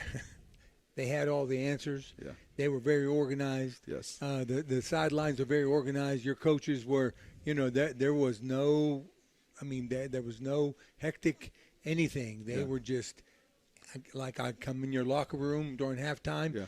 They were enthusiastic. Your kids were loose, but they weren't crazy. Correct. You know what I mean? Yeah. They were having fun. Yeah. They were locked in. It was very impressive. We want to play disciplined football. I know we're going to get, you face adversity. That's just part of it. And if you coach long enough, that's going to happen. So we're going to get some, but it's just sure. Anytime we got a little bit of adversity Thursday, it seems like we've responded pretty well.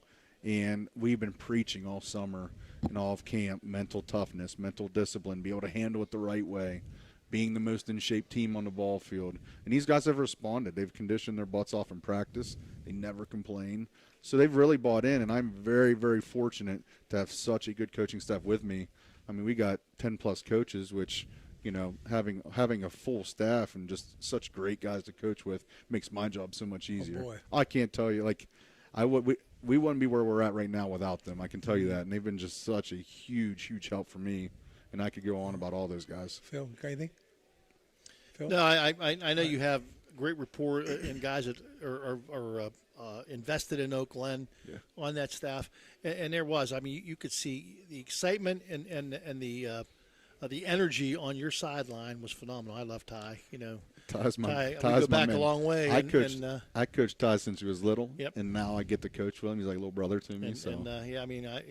I've watched him grow up, and he's turned into cool. a great young coach. You got a lot of great coaches on your coaching staff. I could go about each one of them. They're so their good. demeanor is so good for the kids, and you have teams take on the personality of their coaches. Yeah. And you can see it with Really the good. guys you have. We have a great staff. We have great staff, and I love all those guys. It's fun getting together on the weekends and game playing with those guys. They're so fun to be around, and we're all in it for the same common goal. Create great young men and win some football games in the process. So it's good. I had to take a second to go out in my first game and just see the crowd and the support, the energy. It was really, really cool Like to see. Phil said with Frank, just to sit back. Yeah. And then it's going to be your. Enjoy the Bears Den because It's this you know Friday. what I can This tell you, Friday. win or lose, it doesn't matter. Oak Glen follows their teams, and Yeah. you'll have an electric crowd there Friday night. It was awesome Thursday. I appreciated seeing all the support there. It was so cool to see. So appreciative. It was a moment I definitely took in. I'm very, very pumped for Friday's home opener against St. Mary's. So let's move that. Let's move on to the St. Mary's. Mhm. They're 1-0, right? Yep. They beat Ravenswood Yep. last week. What'd you see from the film? What do you think from Ravenswood? Big group. I mean, Coach has from been. St. Mary's. Yeah, they're very well coached. I believe it's coaches that have been here for a long time. Jetty Moat. Yeah, very good, very good coaching staff. They're big up front. They've got some size. They try to establish the run game. Their QB's a nice little athlete on them. For them, I mean, he runs the ball for them a good bit. Runs pretty well. They try to keep you honest with some passes. It looked like, but they definitely want to establish a run game. So, meeting with our guys, we've watched a ton of film all week, ton of instruction. We've had great practices leading up to this game. We're going to do everything we can to stop the run and get our run game going, and let Maddox showcase a little bit with the passing, get some of our skilled players involved since we have a slew of them, and hopefully put together a great game plan and get it done. But You really do, and I don't know where they came from because last year I didn't see many skilled players out there. But Friday, tall, long kids can run. Impressive, Coach. No, we hit the hallways hard. We got 47 kids out. We've got kids wanting to come out, and it's a good problem to have. Kids are wanting to play and come out and be a part of it, and that's what we want. We want a great culture, and I think these guys are ready. We're taking it one game at a time, one day at a time. So hopefully this week you get a little adversity and you see how they can rise to that occasion. Yeah. That to me, as a coach, that's where it gets proved, right? Yeah. When you win big, you're good. But you don't really learn much about your kids until you see them sweating and they're struggling. I think these guys will be ready. Like I said, we had a great camp, 2 days conditioning, weight room, just establishing that mental toughness. I think we're going to be okay. I have a lot of faith in them. And you got a bunch of wrestlers. We got a lot of wrestlers, yeah. Wrestling coaches. We got. Yeah. I think we'll be prepared. I love this team so far. They work hard. And that's what makes it so easy and so fun to work with. Is they work their butts off, and hopefully we're rewarded again on Friday night. We're good. We'll be rooting for the Golden Bears. Yeah. Awesome. All right, TJ. Well, everyone, Ohio Valley Sports Online. Here we are with it's been my partner Phil Rujak, Dan Vogel, Steve Daly, Ray Saccoccia, Matt Bellardine, and yours truly, Tony. Two hot wings, Tony. Two hot wings. This again was sponsored by A&B Heating and Cooling, and so from Wednesday evening here at the Heart and Habit, we bid you well. Good luck, TJ. Thank you, guys. Appreciate you guys having me. Thank you.